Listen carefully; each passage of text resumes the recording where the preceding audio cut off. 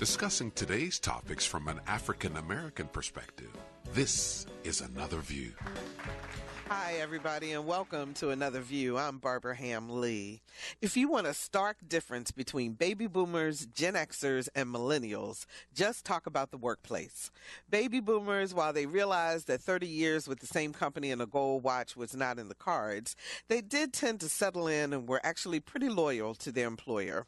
Happiness was not a major factor. Millennials are the exact opposite. They want their career to make them happy, and if they're not happy, they'll go elsewhere.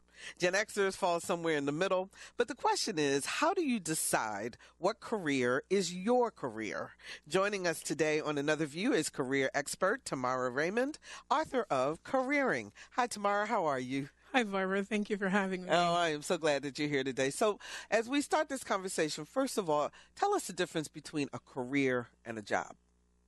Right. So a career is something that you dedicate your life to. So usually you're there for an extended period of time.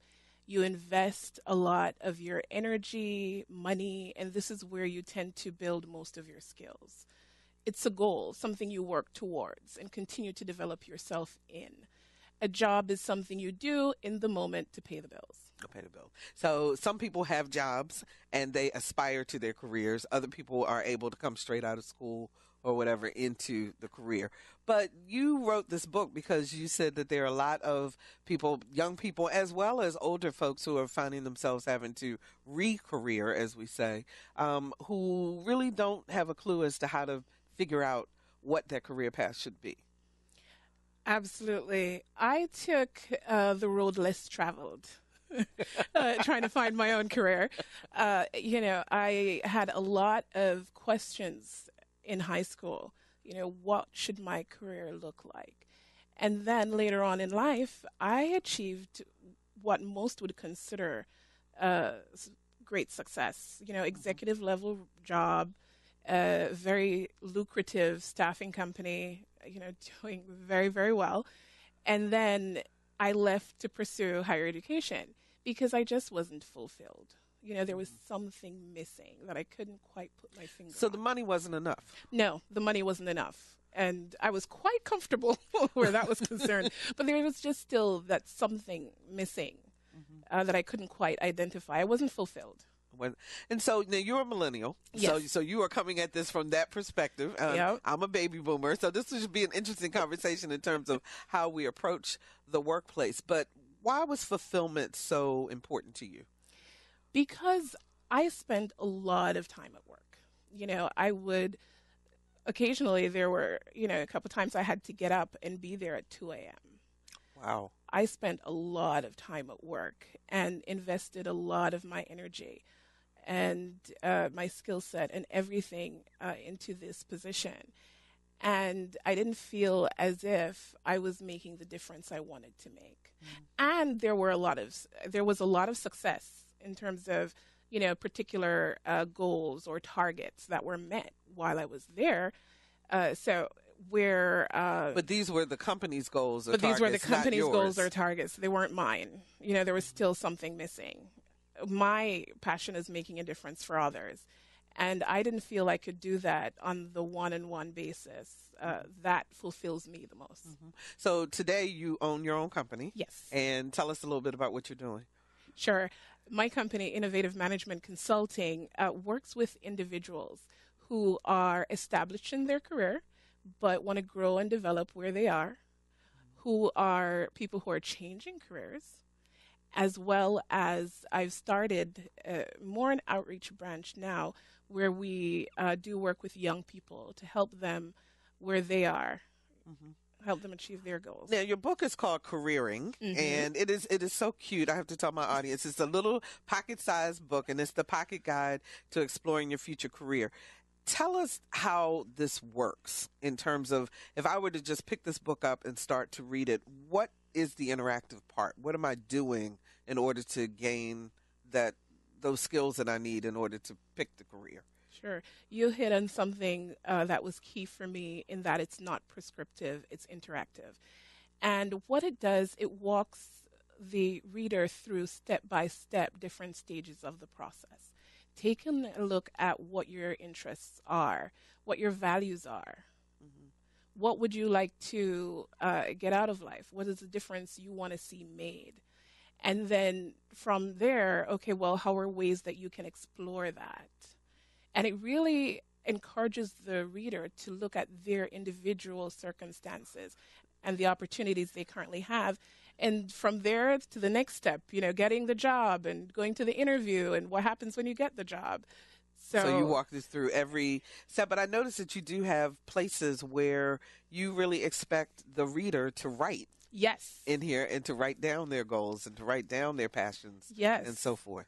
Yes. I really wanted readers to have the opportunity to write things down because it's a process that you can go through more than once, twice, 3 times, and really take a look at where you started and where you are now. What differences are there? Do you see a trend? Do you see a particular direction, that you may want to go in or pursue even further? And to forward that, the exercises can actually also be downloaded. Say you write in it and there's no more space, you can pull out your notebook or download the form, some of the forms, and do it again, because it is a journey. It's not about having the right answer immediately. So when students are in high school and they're about to go to college, there's always the what do you want to major in question. And you're saying that a lot of kids have no clue. A lot of kids have no clue. I had no clue. I thought I wanted one thing and ended up in something completely different. So it's the idea of liking something or thinking something sounds good or interesting. And once you get into it and actually do the day-to-day tasks, you find it's not what you thought it was. Now, a lot of times, because I remember reading that you said that parents and relatives were trying to steer you towards engineering or being a doctor or different things of that nature, but it really wasn't tapping into your passion. Why is it in today's work environment that passion takes that precedence and moves up the ladder, if you will, in terms of importance? Because for millennials, it's our form of expression in the world. And that's why it's so important, because it speaks to who I am, what do I want to share with others, and what difference I want to make in the world. Because of that, it's a big part of what we and I look for when taking another step. Okay, so let's get down to some specifics. So I'm a parent, and I've got a high school or college student, and they're struggling. And I have a daughter, and I have a granddaughter. So my inclination would be to try to steer them into a direction that I would take into consideration their likes and dislikes and so forth, but probably would want to also steer them into a direction where they could actually survive and take care of themselves. So what's the process that you say that parents should do in order to help their young folks? I think that's perfectly natural and encouraged for parents to want to be a part of their child's life, especially this component of it, because parents have been in the workforce. They've seen a lot. They know you're going to have to pay the bills. It's all good and well to do what you like, but at the end of the day, the mortgage is due or what have you. So, but there's a reason why the book is designed the way it is, because it really takes you through not only finding your interests and passions, but what would that look like in terms of a viable career option. Expound on that a little bit. Right. So you say, okay, I like English. Okay, that's nice. That's wonderful. What exactly do you like about it? You decide, because I like English, I want to be a writer. Now, as a child, I can tap into the resources of my parents and see if, there are any authors or journalists or editors in your world that could provide some guidance or support around that. But the key component there is to actually try doing it. And if you find, okay, I said I liked English. I said I was going to be a writer, but this is not turning out the way I wanted to. I really don't want to sit down I really and don't write want to this sit down and story. write exactly. So then you take a step back and you look, what was it about this English class that you enjoyed? And you found that it was the fact that the teacher allowed you to argue your point or make presentations. That is a very different world than sitting and writing a paper or some form of publication. So in that stance, okay, well, let's take a look at, maybe being an attorney and what would that look like?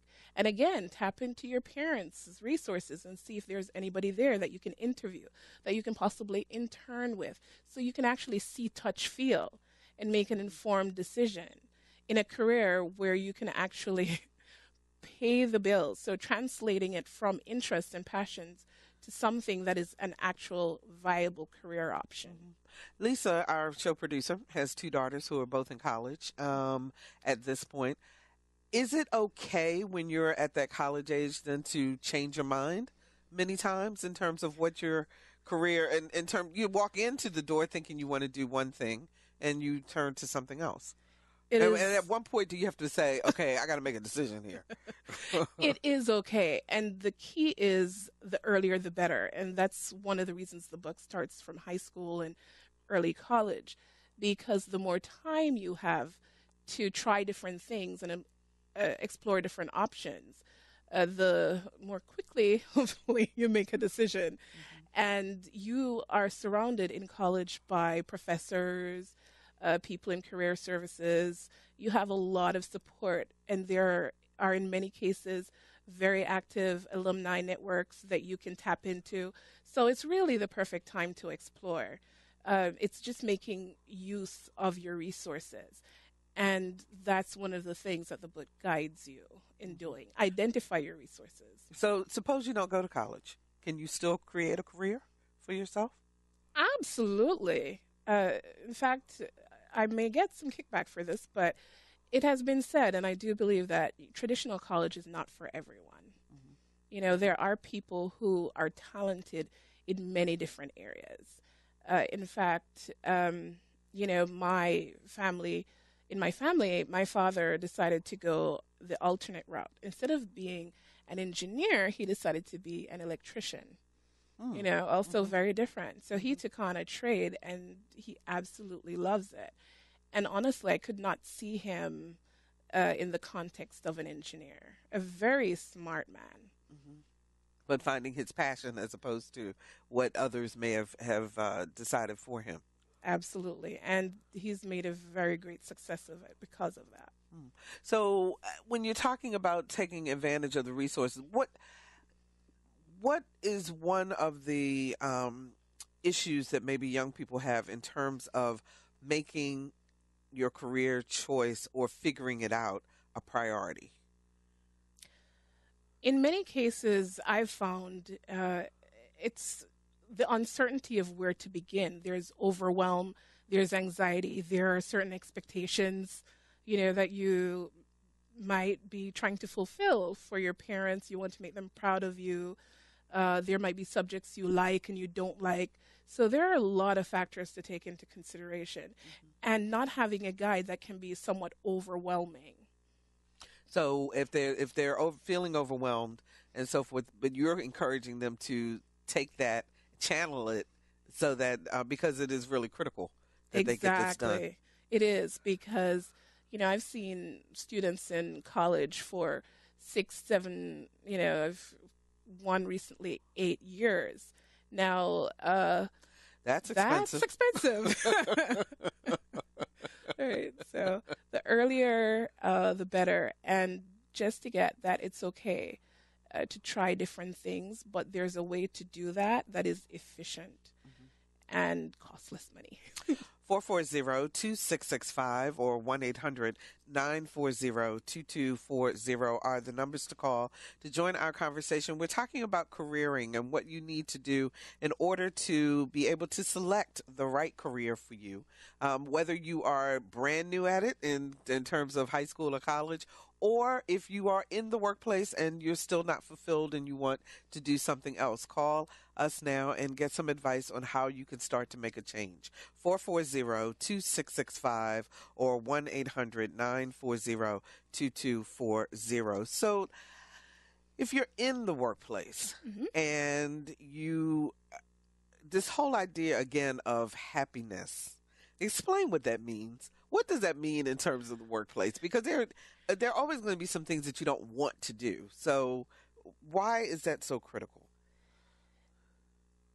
To me, it is the most critical factor. And I don't know if I would use the word happiness. Okay. I would probably say finding your passion, because I am an introvert. And writing a book, being on your show, these are not things that I would do voluntarily. We didn't chain you and make you come in. No, I'm teasing. No, but that's great, though. But I see what you're saying. Yes. In other words, they're not something that you would naturally want to do. But how does it help you in terms of your passion? Because my stand and my passion of making a difference in the lives of others, I'm willing to step out of my comfort zone, step out of myself, and expand my skill set and do things that I wouldn't normally have done. So, what's the difference between you and I sitting here now and just chatting, and the coaching that you do through your company with helping others to make a career change? It's geared towards the individual. So it would be more focused on what your interests, strengths, passions, values are. And we work from that moving forward versus now the general conversation that we're having. Got you. Okay. James joins us from Hampton. Hi, James. You're on the air. Hey, I really appreciate the conversation. This is sounds like a really good book, and I'm interested in picking it up. As a father of two boys and being a tradesman myself, it's really refreshing to hear you talking about the options of other things, because there are, other things out there for people. I know college wasn't really for me, and I fell into the trade by accident, and I absolutely love it. It's my passion. Like you said, finding your passion, those things that you work on at home on your own time to be better at are the things you look at. And as a father of two young boys, I look at these things for the future for them, and I'm trying to find their passions. Like my older son, I know he's not really mechanically inclined at all. So like my trade wouldn't be something I would necessarily put his direction, but he's really into photography and soccer and things like that. And then my younger son, he is very mechanically inclined, comes out and helps me work on the car and everything. And who knows, he might want to be in trades or engineering or something like that. So I think it's important, even with older young people, to look back into your past and find those things that you loved as a child to maybe help you in the future to decide to find your passion. Okay, James, I see Tamara is sitting here shaking her head. Yes, we'll let her respond in just a moment. Careering, you can find it at Amazon online or other online retailers or in your local bookstore. So it is there for them. He talks about helping his children find their passion. I commend him. I really appreciate his call and him sharing about his children, because that's exactly right. Say his older son who isn't mechanically inclined, I can relate to that. I'm one of those people who would probably have to hire somebody to change their light bulbs. So, going into something that's geared for engineering or mechanics would not have been the best option.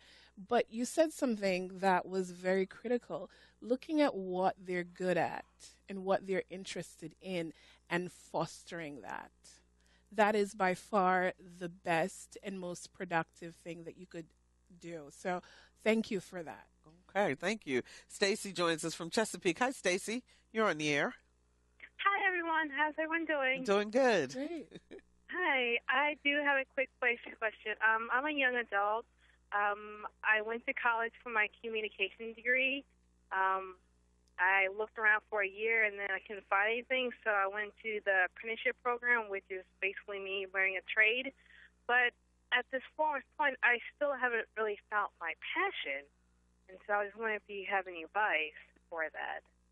Sure. So when you went to major in communications, did you just do that as a degree, or was there something that you were particularly interested in that had you go that route in the first place? Essentially, I took that route because it was the quickest way for me to graduate. I was kind of on a tight schedule to graduate due to reasons. Uh-huh. Got that. Yeah. Okay. What do you enjoy doing? Well, I really enjoy talking to people. I enjoy playing my violin. Right now, I use tools with my hand. I work with my hands with my tools, but I'm really not really interested in doing that. But I do it because it helps pays my bills. Got it. So you mentioned you like talking to people. Do you just like meeting people on the street, talking to them, or is there a particular context within which you like having conversations? I enjoy just generally talking to people on the street. I like listening to people's, whenever they have issues, I always like to talk to them, and I'm a very decent listener, in my opinion. Maybe that's why I majored in communication. There you go. Subconsciously, you knew there was some interest there. So going up to people, having conversations, that's something you like. That's something I would recommend you explore. Look at various sales-oriented careers where it's really geared towards meeting people. Look at opportunities that involve possibly interviewing people, getting to know their story. That may use your communications degree there. So, you get to incorporate that into what you actually want to do. See if there are opportunities for that. I would probably try taking a look at newspapers, online media outlets, and going from there, seeing what internships they have or calling. And if there is something that doesn't necessarily fit you, having a conversation about creating something. Okay. Okay, just a real quick question. Would maybe getting into the political realm work? Is that a possibility? That would be definitely something you could try. Absolutely. Because you said you liked, hearing people's stories and listening. So I'm getting the sense that you really care about others and quite possibly want to make a difference for them. And that's definitely an avenue where that can happen. Stacy, thanks for the call. Hopefully those questions and those things gave you something to think about. I watched you go right into your coach mode. That was just incredible. I mean, seriously, in terms of talking with her, because the questions that you asked, how do we learn how to ask those types of questions to ourselves? Because it's one thing to say, I'm passionate about, blue clothes, but how do you expand that so that it starts to make sense to you in terms of a career? Make note of the things that you spend your time doing, regardless of whether you have to do them or not. That's where I would start. Huh. So if you happen to like editing papers, and that's something your friends will send you their papers to review, and you do it at no cost for free, that might be something to consider. And so look for that type of job, or start your own. I'm a big advocate of that. It took me a while to get there, but I think for me, it's the best option. And I know for many others. If you're just joining us, we're talking about determining your career with career expert Tamara Raymond, author of Careering. And I want to know then, what is the biggest challenge that people have as they start to either search for that first career or re-career in terms of the interview process? What's the biggest thing, if you could say to anybody who has to go in an interview, if you would just do X or don't forget to do Y, that it would make a huge difference? Prepare, and honestly, the one thing above preparing, which is saying something, is be courteous to everyone you meet. Explain. I interviewed a lot, for my staffing company and as director of human resources for an engineering consulting firm. And what I would do when I was hiring someone, I would always get the feedback of the person at the front desk, or in one instance, I sat at the front desk myself. And this person came in for an interview, and it was an admin position supporting a VP. And it was very interesting because this person came in with quite an attitude. Oh, can I help you? No, you can't help me. What are you here for? What are you here for if you don't, have your things together? So that sort of attitude. Do you have a copy of your resume? Don't you have that? Was the response. Wow. And but they were applying for an admin position, they representing a vice president. Yes. And so, I just asked if she needed anything else, showed her into the conference room, let her know that the VP would be with her shortly. And, I heard the VP say to her, the Director of Human Resources will be in shortly. And then I walked into the interview. Let's just say it was a very short interview, and from her body language, she was clear that that behavior was inappropriate. She slumped her shoulders. She had held her head down. So be courteous to those you meet. And I've had interviews myself where, the CEO has said, wow, Jane or Janet or what have you, who is sitting right there is advocating for you before he even started the interview. Interesting. 440-2665 or 1-800-940-2240. So let's talk about some other interview tips. What else would you tell people when you say prepare? For an example, I know when I interview for interns or when Lisa, our producer, interviews, one of the things that we want to know right off the bat is what the person thinks about Another View. And I am amazed at how many people come in who want to intern for the show or participate in some way, and they've never listened to the show. That's the perfect example. But I remember interviewing one day, and I asked a question or said the name, and so the recruiter said, "Oh, can you tell us a little bit about what you know of us or how you heard of us?" And so I was I was having a conversation. This was a company that was in the aluminum industry. We were having that conversation, and she was surprised. And I wondered why she was surprised, and she said, "You wouldn't believe the amount of people who mix us up with a company that's in the pharmaceutical industry that has a similar yet different name." So from the very basic of making sure you have the name right, doing research on what the company actually does, the very basic, go to the website, review if you can find information on the CEO, dig a little deeper, find information about the department that you want to be working with, and if possible, go on LinkedIn and see if you have the names of the people that you'll be interviewing with. Take a look at their profiles. See what journey they've been on. There might be something you're able to share or relate to that you wouldn't have found out otherwise. I want to ask you a very sensitive question, but it relates specifically to the mission of Another View. Okay, so Absolutely. that is if you have an ethnic name, should you use your ethnic name or should you use initials so that you can get your foot in the door to do the interview? That's one of those questions that I've actually gotten that question before, and to be quite honest with you, it's unfortunate, but there is discrimination in the workplace. There just is.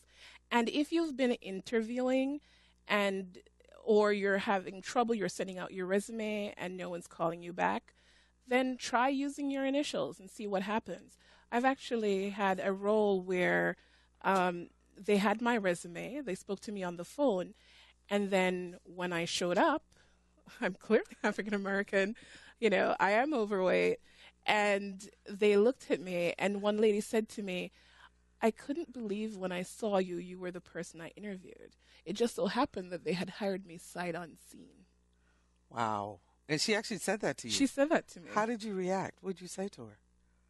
So my response to her was, what was it about me that you, well, to be fair, the diversity in that group before I got there was a brunette.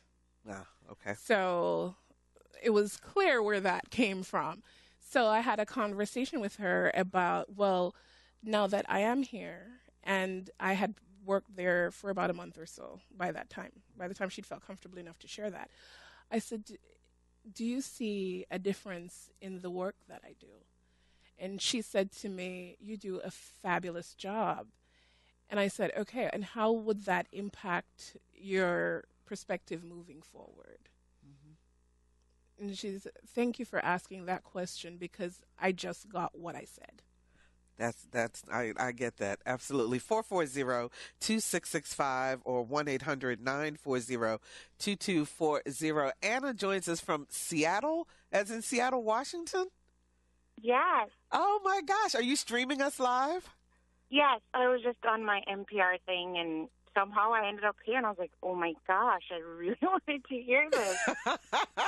Well, welcome to the show, Anna. Thank you so much for listening. Yeah. What's your question?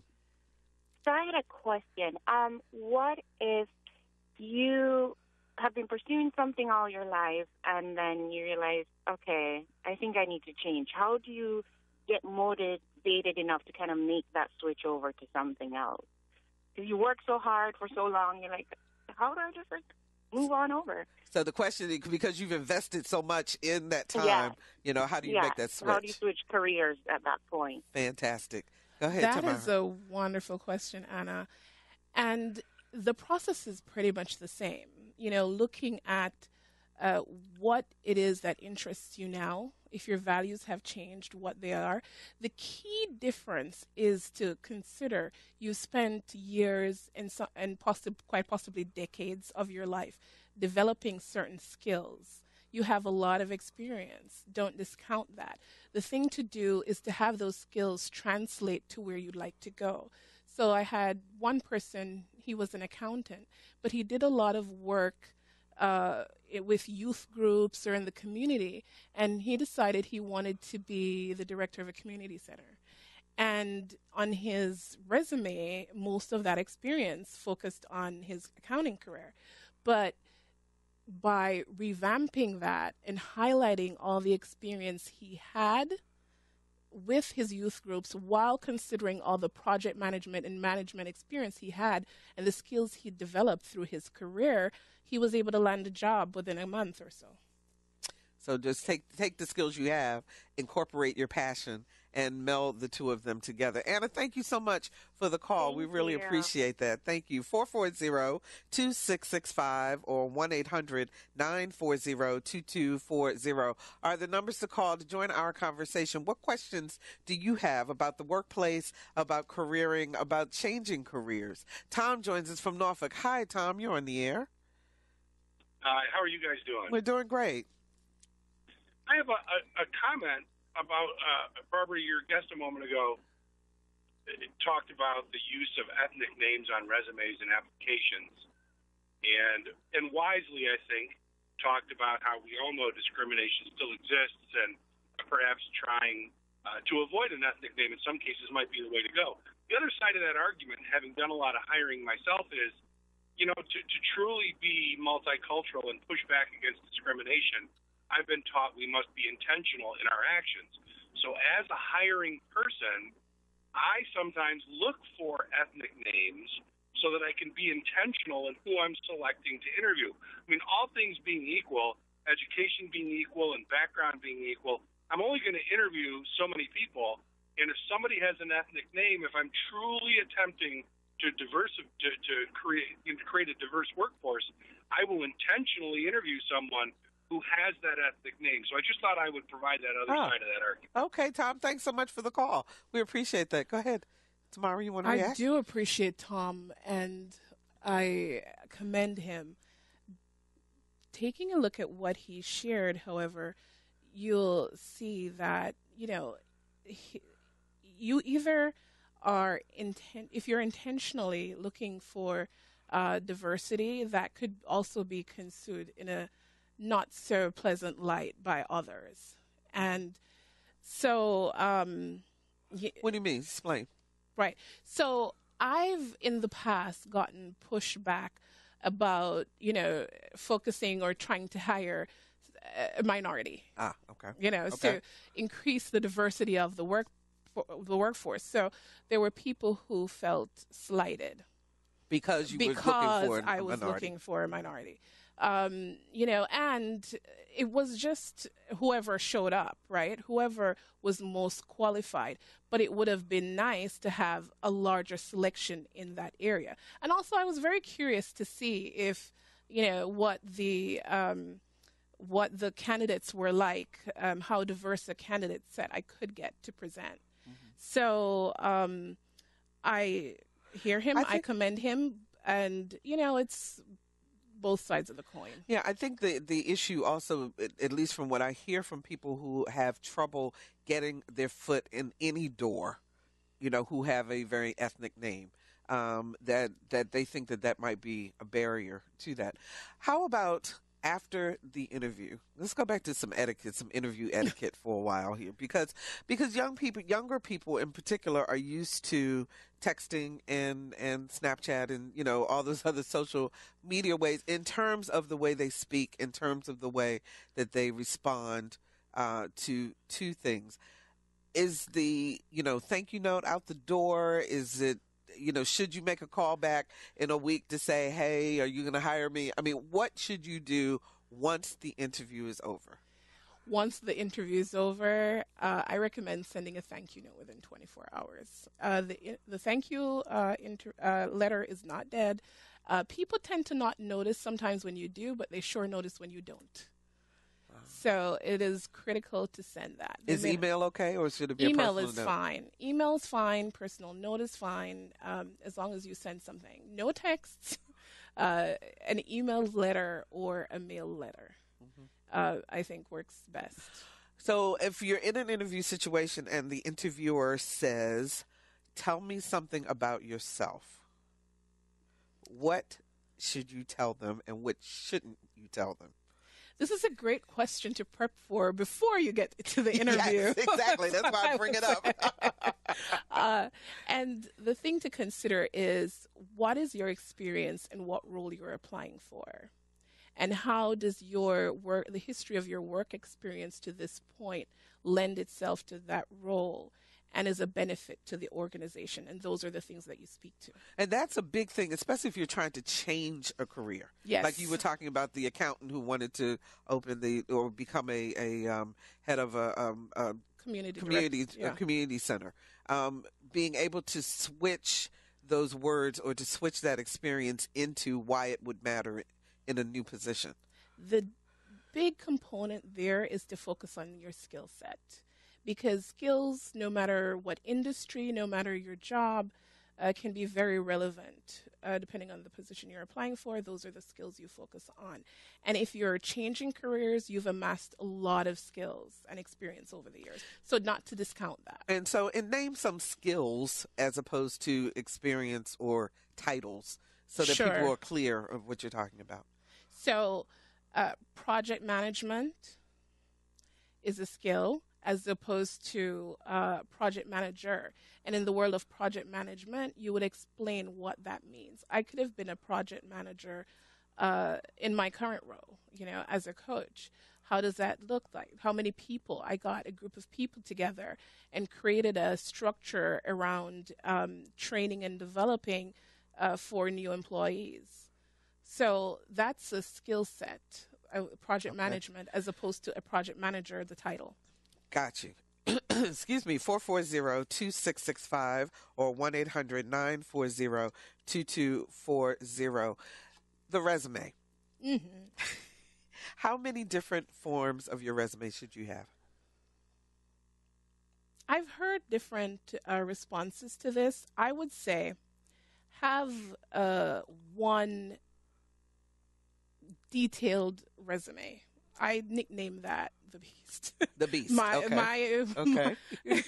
nicknamed that the Beast. Everything. It has everything under the sun in that resume. And then when you see a role you're applying for, it makes it easier to tailor to that job because you already have the basics and all the information you need. You can just tweak it by putting something further up, something further down, less emphasis depending on how it applies to the role you're applying for, and ensuring that you highlight those skills that we talk about that are relevant to the position you're applying for. So the approach I take that I find has worked really well for a lot of people is having the beast, a very detailed resume that has all the information that you could possibly want, need, and then tailor it to the position you're applying for. Mm-hmm. So if you are an older person who finds themselves having to career, do you leave off dates?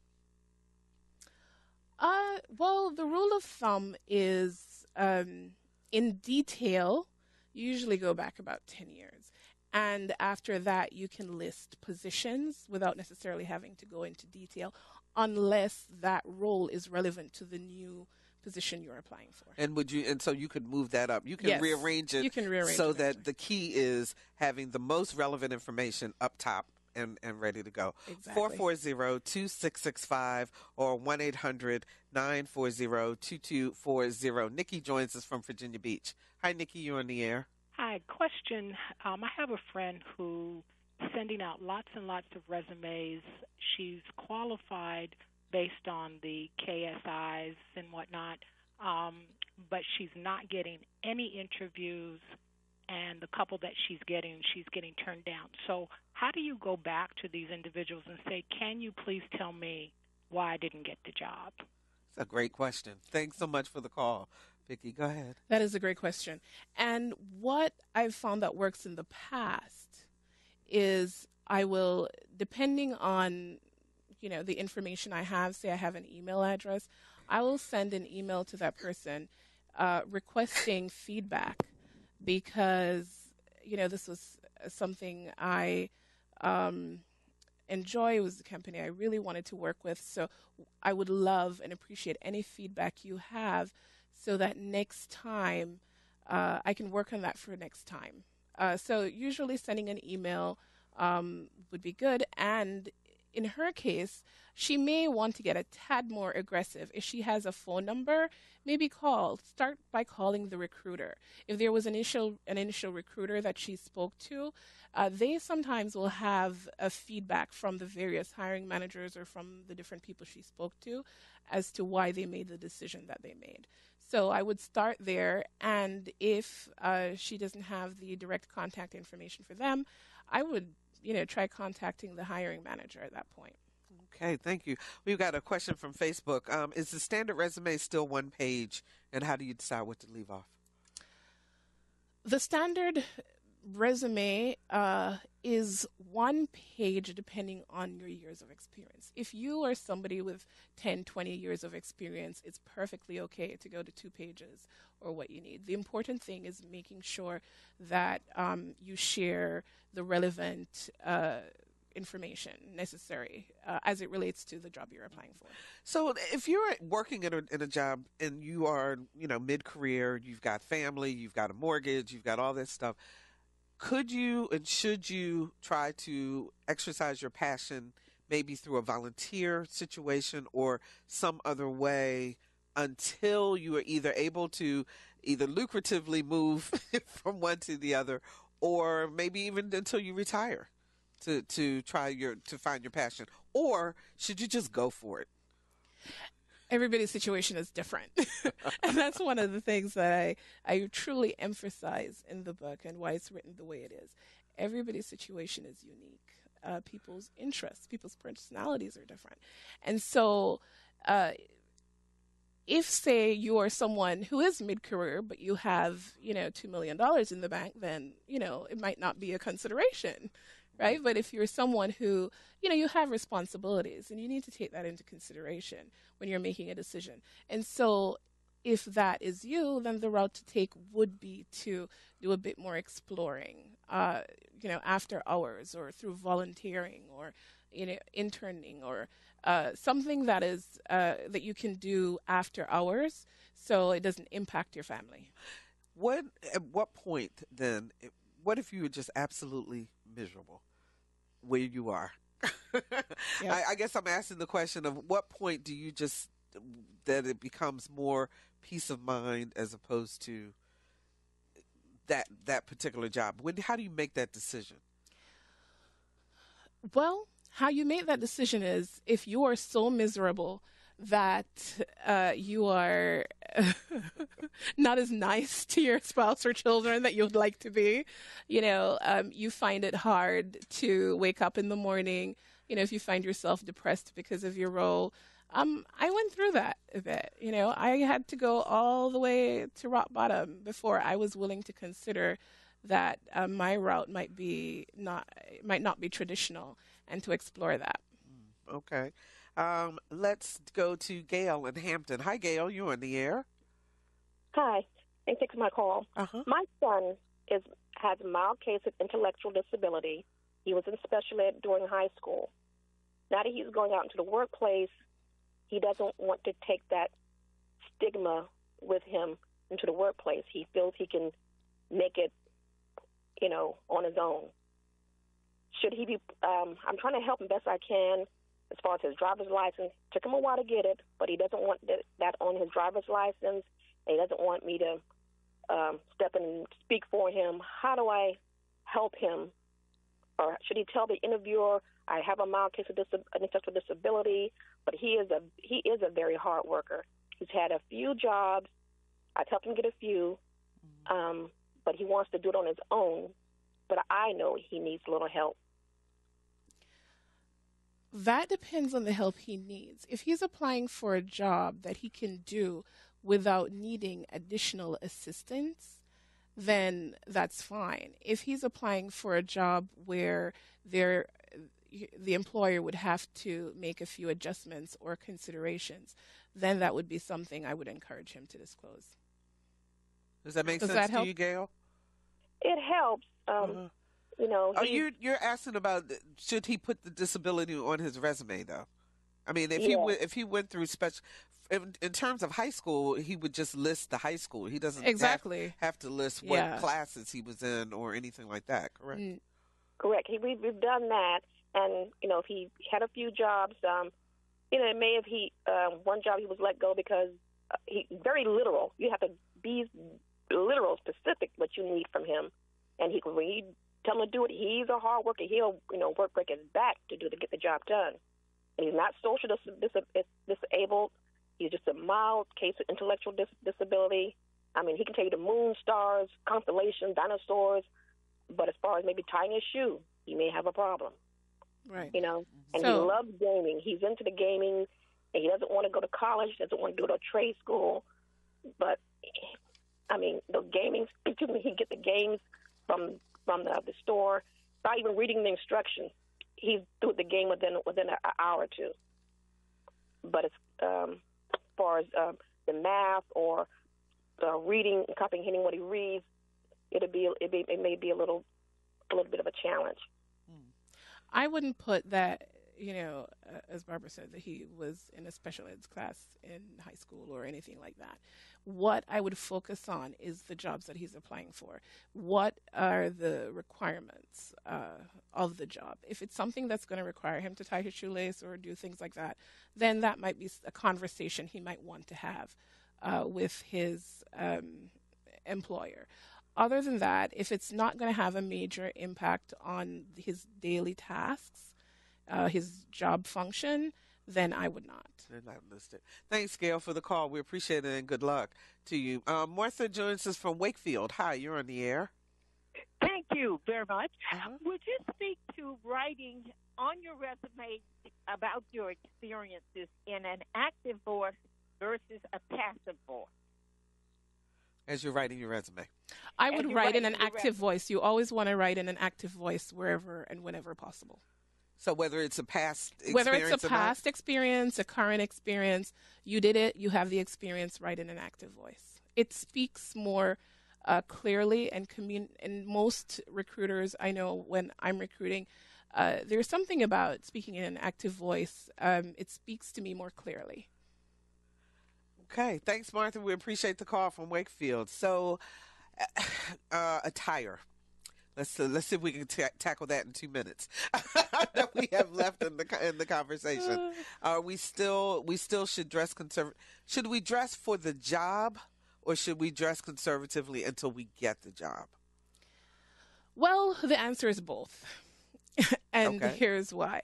If you're applying for an internship on Capitol Hill, you're going to dress differently than, say, you're applying for an internship in a fashion magazine, right? The rule of thumb is to be clean, be professional, ensure that your pants fit, and that you're comfortable. If you're unsure, always err on the side of being professionally dressed. So, for a startup IT firm, they might be business casual, but if you're unsure, go in a suit. If you're aware, and that's part of the research that you do beforehand, if you know the company culture and what you're walking into, there are many cases that you can adjust for that. But always err on the side of being business, and depending on the industry you're going to, tailor your dress towards that industry. Okay. Last piece of advice that you would give for anyone who needs to career or re-career, who is going careering, what would you tell them? I would say be generous with yourself, be compassionate with yourself. It's a journey. None of us, I have very rarely come across people who have all the answers, even those who know exactly what it is they want to do next. There's always some form of growth or change or adjustment that needs to be made. The book is called Careering, The Pocket Guide to Exploring Your Future Career by Tamara S. Raymond. And you can meet Tamara at 2 o'clock, at two upcoming appearances, 2 p.m. on Saturday, January the 27th at Prince Books in downtown Norfolk, and Sunday, January 28th at the Peninsula Town Center Barnes & Noble over in Hampton. And you can also find you on Amazon and any of your other books. So thank you so very much for joining us. And we'll be right back.